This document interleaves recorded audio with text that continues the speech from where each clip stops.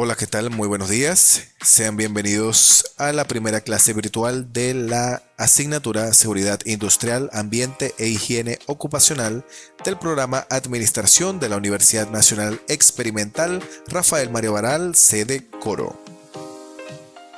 Antes de dar inicio a la primera clase virtual, mi recomendación es que hagan apuntes, tomen nota de todos los aspectos importantes que vamos a disertar en la clase de hoy.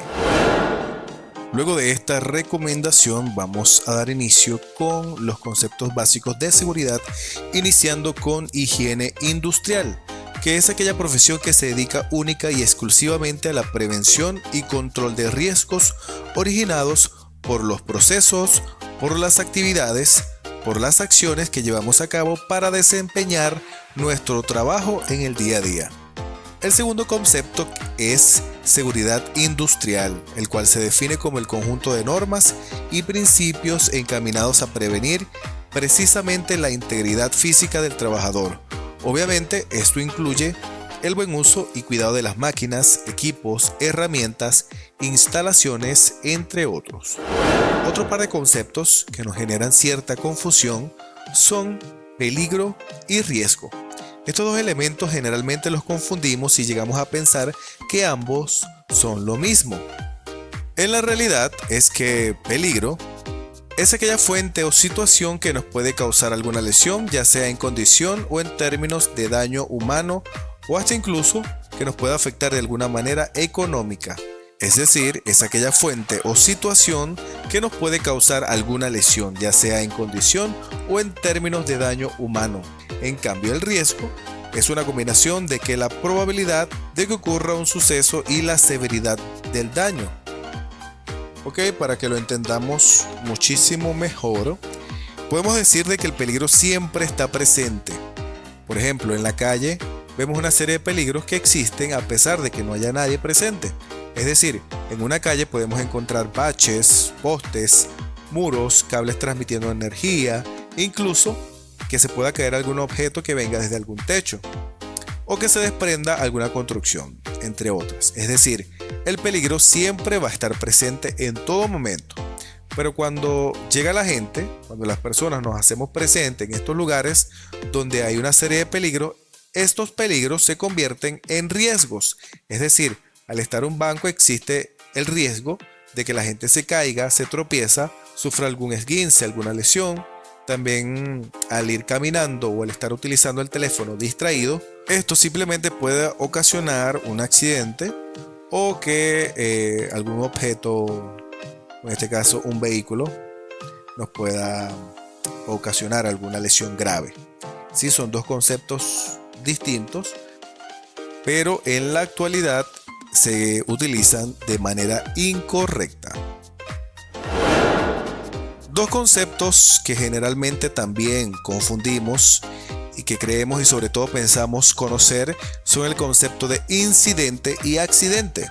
Un incidente es lo que conocemos como un casi accidente, es decir, es aquel momento en el cual estuvimos a punto de tener un accidente, pero por alguna condición no llegamos a entender o no llegamos a percibir por qué no se lleva a cabo, es decir, casi tenemos un accidente. Un ejemplo muy claro: cuando nos pasamos un semáforo en rojo y casi chocamos con otro vehículo. Es decir, hay alguna probabilidad de que ocurra un accidente, pero simplemente no se provocó. De la misma forma, podemos decir que un accidente finalmente es el suceso que involuntariamente resulta o termina en una lesión, bien sea grave o moderada. Este daño también puede resultar a los bienes de alguien, incluso daño al medio ambiente. Cuando alguien llega a tener un accidente o llega a participar o ser parte de algún accidente, la persona que lo experimenta, presenta o está dentro de este evento, llega a tener diferentes etapas o efectos. El primer efecto es el dolor, porque está sufriendo el accidente. Este dolor que finalmente tiene que ser mitigado, tiene que ser atendido por el área médica. Una vez que se haya atendido este dolor, estamos ya regresando a la conciencia de la realidad. Empezamos a preguntarnos qué fue lo que sucedió, cómo sucedió, por qué me sucedió, lo cual nos va a generar angustia y miedo. Esta angustia y este miedo desafortunadamente se van a convertir en realidad, porque una vez que pase el periodo en el que me tengo que recuperar, muy seguramente me voy a haber inmiscuido en problemas legales, en pérdidas económicas o hasta incluso en pérdidas de empleo. Pero ¿qué ocasiona un accidente o un incidente? Estos todos se ocasionan por dos grandes elementos o dos condiciones como tal. Una de ellas es la condición insegura. Son aquellas condiciones inseguras que se presentan en las instalaciones, por ejemplo, en los materiales, en el medio ambiente incluso. ¿Cuáles son estas condiciones que nos pueden generar un accidente o incidente? Son desde que existe un ruido excesivo que no nos permite escuchar, que viene un equipo de seguridad o un equipo que no es de nuestro entorno común y que nos pueda llegar a lesionar. Otro ejemplo puede ser una mala ventilación, una ropa personal inadecuada para estar en algún lugar, que exista alguna protección inadecuada o incluso existan equipos o materiales defectuosos. Todo esto nos va a llevar a que podamos tener alguna lesión o algún incidente. La otra parte por la cual se presentan los accidentes son los actos inseguros, que como su nombre lo indica, son actos de personas que llevan a cabo algún acto que generan finalmente un incidente. Este incidente puede afectar a la organización o al medio ambiente. Pero ¿por qué se generan estos actos inseguros? Por tres motivos. Estos tres motivos son: el primero, cuando la persona no sabe, es decir, no puede determinar que va a llegar a tener un accidente. También por su falta de conocimiento. La falta de conocimiento no le puede permitir identificar que va a tener un accidente. La segunda de las condiciones es que la persona no puede, es decir, que no cuenta con los medios físicos para poder hacer o llevar alguna actividad. Y el último de ellos es cuando la persona no quiere, es decir, cuando tiene la capacidad, tiene el conocimiento, pero simplemente y sencillamente no le interesa resolver o hacer las actividades. Finalmente, las empresas o todas las organizaciones en las que podamos llegar a pertenecer, o en nuestro caso alguna organización o empresa que podamos llegar a obtener en un futuro, podemos decir: si no sabes, te enseño; si no puedes, te ayudo; pero si no quieres, pues que Dios te acompañe. Digamos que es un lema bastante claro, bastante sencillo, pero muy preciso. Los accidentes, como bien dijimos, solo se generan por dos grandes conceptos: actos y condiciones inseguras. Aquí, en estas imágenes, podemos ver cómo hay personas que están expuestas a condiciones inseguras porque están tomando malas decisiones. Estas malas decisiones que ellos están tomando son precisamente actos inseguros. Y según una investigación, el 96% de los accidentes son generados por este tipo de condiciones, es decir, por las malas decisiones. Esto hace que la gente pueda llegar a tener un accidente. Imaginemos que sucede un accidente. Este accidente es generado finalmente por lo que hemos dicho anteriormente, por un acto inseguro. Pero ¿de qué depende que nosotros ejecutemos algún acto inseguro? Definitivamente este acto inseguro se desprende de una decisión inapropiada. Esta decisión inapropiada proviene a su vez de cierta idea o actitud que nosotros tenemos para con nuestra vida y nos lleva a tomar decisiones. Esas decisiones a convertirlas en actos que posteriormente se pueden convertir en alguna lesión o accidente. Estas ideas o actitudes provienen de algo que conocemos como normas grupales o alguna ideología grupal presente en la organización. Es decir, si yo creo que no me va a pasar nada porque nunca le ha pasado a nadie, ¿sí? Eso es una ideología, una actitud o una creencia errada. Nosotros tenemos que tomar conciencia de todos los equipos que podamos estar manipulando para hacer una buena ejecución de ellos y así evitar algún tipo de incidentes o accidentes.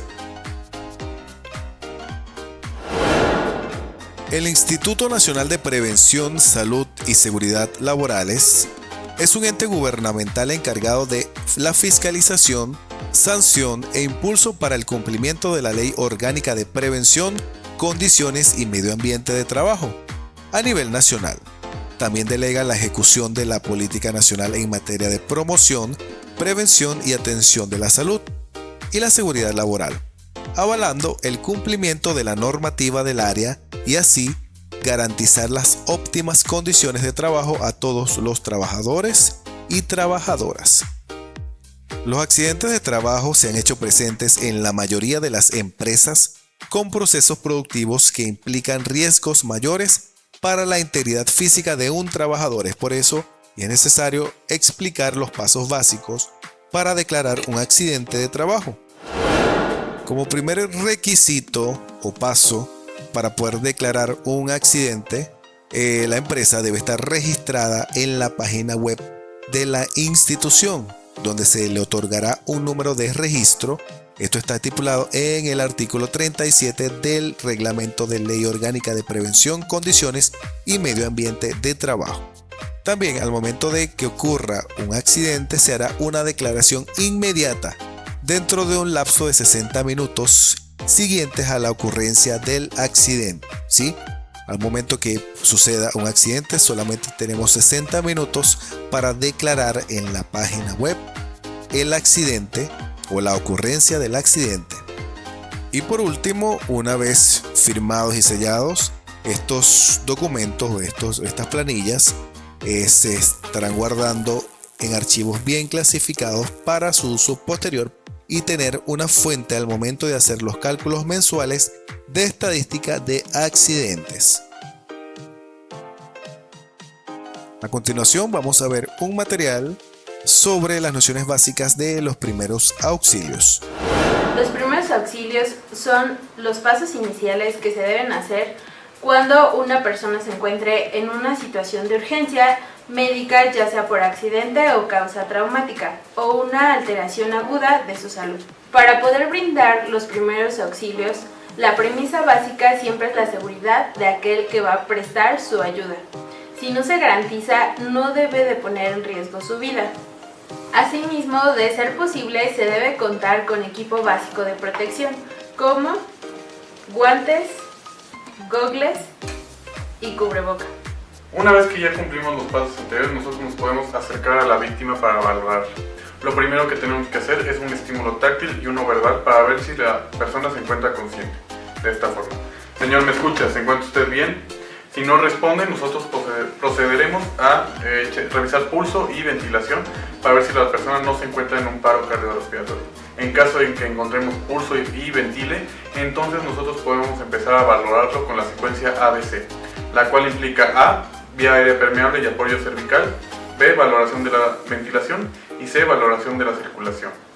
En el caso de la A, es muy importante que si la persona no tiene alguna lesión en el cuello, nosotros podemos abrir la vía aérea para que la persona pueda ventilar mejor de esta forma con una maniobra frente-mentón, tomando la frente y elevando el mentón para que pueda abrir o permeabilizar la vía aérea. Posteriormente, una vez que valoramos el ABC, nosotros podemos agregar dos letras más, la D y la E. En el caso de la D vamos a hacer una exploración neurológica en la cual nosotros podemos preguntarle a la persona dónde está, quién es y qué año es, para nosotros valorar lo que se denomina tiempo, espacio y persona. Posteriormente nosotros podemos agregar la letra E, que es una exploración neurológica o una exposición de la víctima para ver si hay alguna otra lesión importante que nosotros debamos de tratar con los primeros auxilios. Una vez que nosotros podemos encontrar alguna lesión en la exploración que le hicimos a la víctima, podemos llegar a encontrar, por ejemplo, una herida. ¿Qué hacer en ese caso? Únicamente se tiene que cubrir con un apósito estéril o gasas estériles o algo limpio que se tenga a la mano y hacer una presión en caso de que tenga sangrado. Si es necesario, se puede aplicar un vendaje compresivo y trasladar a una unidad hospitalaria para que reciba atención. Posteriormente, si nosotros llegáramos a encontrar una luxación o una fractura, la cual la podemos reconocer por el intenso dolor que provoca y la deformidad de la extremidad, por ejemplo, lo que tenemos que hacer es una inmovilización de las dos articulaciones más proximales a donde se encuentra la lesión. Esto lo podemos hacer con una férula o podemos improvisar una con, por ejemplo, cartón, revistas, madera, etc. Lo importante es evitar el movimiento y, de la misma forma, trasladarlo a una unidad hospitalaria para que la revise. Si nosotros llegáramos a encontrar una quemadura, lo que tenemos que hacer en caso de que sea una quemadura intensa que abarque mucha parte del cuerpo, debemos de cubrirla igualmente con apósitos estériles o limpios, lo más limpio que se pueda, y trasladarla a una unidad de emergencia. En caso de que se encuentre una quemadura leve, por ejemplo de primer grado, las que llegamos a encontrar como quemaduras de sol, lo que podemos hacer es aplicar agua local o agua corriente para que disminuya la temperatura local y si es muy necesario o si se considera, trasladarlo a una unidad hospitalaria. Finalmente les recomendamos, si no son personas capacitadas o no se sienten capaces de realizar las acciones que les comentamos, llamen al 911 a activar el sistema médico de emergencias para que una persona más capacitada que ustedes tome el mando y se encargue de esa persona. Análisis de riesgo en el trabajo. El análisis de riesgo en el trabajo, o ART, es una herramienta preventiva que permite analizar los riesgos de una determinada actividad, establecer medidas de control y capacitar a los trabajadores para mitigar dichos riesgos. El objetivo del ART es analizar los riesgos de todas las partidas constructivas o trabajos no habituales catalogados como de alto o mediano riesgo en la matriz de identificación de peligros y evaluación de riesgos para establecer medidas de control de riesgos en todos los terrenos. Definiciones. Formulario ART. Es el formulario que llenará toda la cuadrilla de trabajo para evidenciar de manera administrativa la actividad ejecutada. Líder o supervisor de cuadrilla. Esta será la persona a cargo de una cuadrilla de trabajadores que realizarán una determinada actividad. MIPER es la herramienta preventiva matriz de identificación de peligros y evaluación de riesgos. Responsabilidades. La responsabilidad del prevencionista, del centro de trabajo o del encargado del ART será archivar los ART en las carpetas de depósito correspondientes, revisar diariamente las partidas constructivistas o trabajos inusuales de alto o mediano riesgo que cuenten con su respectivo ART, revisar y corregir los ART de manera inmediata, validar o aprobar los ART del día, abrir y cerrar los ART del centro de trabajo. Líder o supervisor de cuadrillas.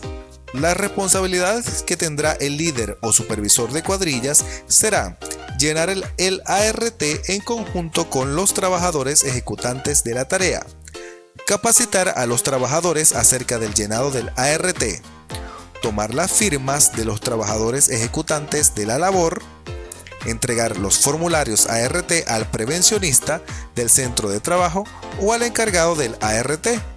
La responsabilidad de los trabajadores ejecutantes de la tarea será que cada vez que se realice una nueva partida constructiva o un trabajo inusual, se debe solicitar un ART. Se deben ejecutar las medidas de control de riesgos establecidas en el formulario ART. ¿Cuándo se llena un ART? El sistema de ART deberá ser ejecutado con frecuencia diaria cuando se ve en las siguientes condiciones: cuando se dé inicio a una nueva partida constructiva o trabajo inusual catalogados como de alto o mediano riesgo en la MIPE, cuando exista una tarea con peligros o riesgos variables.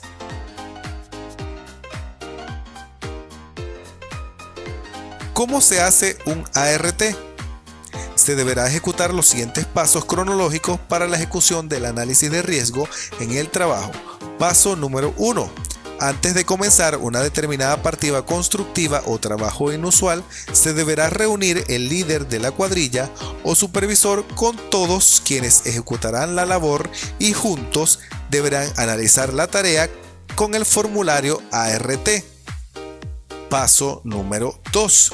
Se deberá establecer los peligros asociados a la labor, las medidas de control y los pasos cronológicos de manera correcta en el formulario. Paso número 3. Una vez llenado el ART, el líder o supervisor de cuadrilla solicitará la aprobación del análisis al prevencionista del centro de trabajo o el encargado del ART. Paso número 4. Posteriormente a la aprobación del líder o supervisor de cuadrilla, este se reunirá con toda la cuadrilla de trabajo y les capacitará acerca del ART. Paso número 5. El líder o supervisor de cuadrillas entregará al prevencionista del centro de trabajo el ART. Paso número 6. El prevencionista o encargado del ART archivará los ART y los guardará en las carpetas de depósito correspondiente.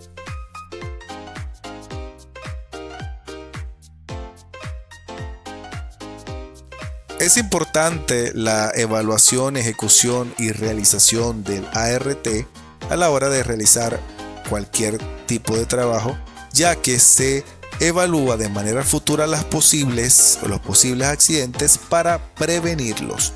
¿Sí? Por eso es que es importante la realización del ART. Con este punto terminamos la clase de hoy. Gracias por su atención. Nos vemos en la próxima oportunidad.